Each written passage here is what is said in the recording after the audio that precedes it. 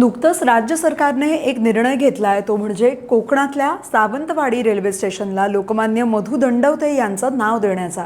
सरकारचा हा निर्णय ऐकून आजच्या नव्या पिढीला प्रश्न पडला असेल की रेल्वे स्टेशनला यांचं नाव का देतात, कोण आहेत नेमके मधु दंडवते, त्यांचं काय योगदान आहे रेल्वेसाठी. तर मधु दंडवते यांचं आजही नाव घेतलं जातं, ते म्हणजे कोकणात रेल्वे नेटवर्क आणण्यासाठी ते मागच्या पिढीतले राज्यातले एक महत्त्वाचे नेते होते. समाजवादी विचारांचे मूळचे अहिल्यानगरचे असणारे मधु दंडवते हे भारताचे रेल्वे मंत्री आणि अर्थमंत्रीही राहिलेत. कदाचित विश्वास बसणार नाही, पण मंत्री झाले तरीही स्वतःचे कपडे ते स्वतः धुवायचे, बसने प्रवास करायचे, त्यासाठी स्टॉपवर उभे राहायचे. अर्थमंत्रीपद गेल्यानंतर चारचाकी घेण्यासाठी त्यांच्याकडे पैसे नसल्यानं ते बँकेत कर्ज काढायला गेले होते, तेव्हा बँकेतले कर्मचारी अवाक झाले होते. अशा अनेक किस्स्यांनी त्यांचा जीवन प्रवास भरलेला आहे. त्यांनी कोकणात रेल्वे कशी आणली होती तेही सांगते. व्हिडिओ शेवटपर्यंत पहा. नमस्कार, मी आकांक्षा आणि तुम्ही पाहताय लगावबत्ती.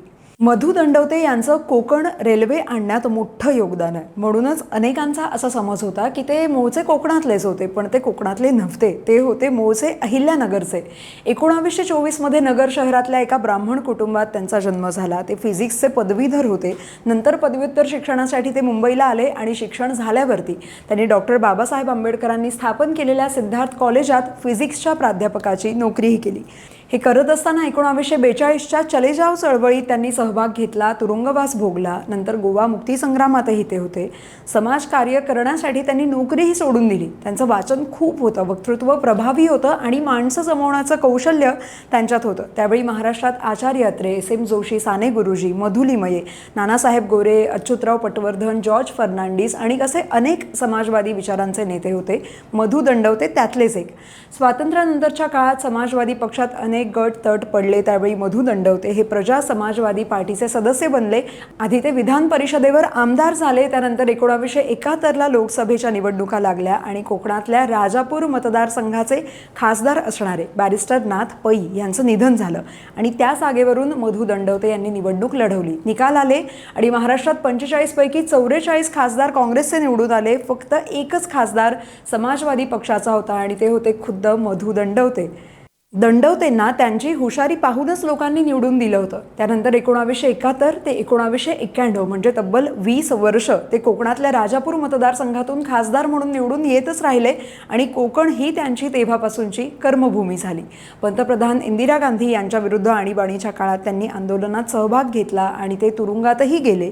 तेव्हा सर्व विरोधकांनी एकत्र येऊन जनता पक्ष स्थापन केला, त्यालाही यश मिळालं आणि मोरारजी देसाई पंतप्रधान झाले. देशातलं हे पहिलंच बिगर काँग्रेसी सरकार होतं. जनता पक्षाचं हे सरकार 1977 ते 1979 मध्ये देशात होतं आणि याच मंत्रिमंडळात मधु दंडवते हे रेल्वे मंत्री होते. कोकणातल्या रेल्वेची त्यांनी जी पायाभरणी केली ती सगळी याच काळातली. खरं तर त्याआधी इंग्रजांच्या काळापासून भारताच्या बऱ्याचशा भागात रेल्वेचं जाळं आलेलं होतं, पण कोकणात काय रेल्वे झाली नव्हती. तशी सर्वेक्षणं आणि पाहण्या भरपूर झालेल्या होत्या, पण ठोस असं काही झालेलं नव्हतं. कोकणातल्या भालावलकर, नाथ पै अशा मंडळींनी अनेकदा पाठपुरावा केला, पण त्याला यश येत नव्हतं, कारण कोकणात रेल्वे न्यायची म्हणजे सोपं काम नव्हतं. अनेक डोंगर, दऱ्या, जंगल, नद्या यांचा अडथळा होता. लाल मातीत रूळ टाकणं अजिबात सोपं नव्हतं. तर बांधकाम करताना कुठे दरड कोसळेल की काय याची भीती होती. नद्यांवर बरेचसे पूल, डोंगरातून बोगदे बांधावे लागणार होते. तसंच जमीन अधिग्रहणाचा मोठा प्रश्न होता. लोकही जमीन द्यायला तयार नव्हते.